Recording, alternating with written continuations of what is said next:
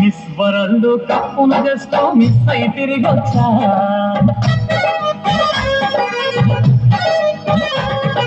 Miss world కప్పును just miss అయి తిరిగొచ్చా.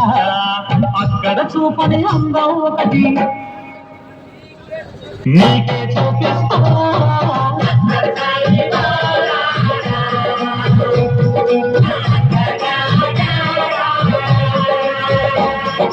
బంగారు coat Dubai సేట చెయ్యే పట్టిందో.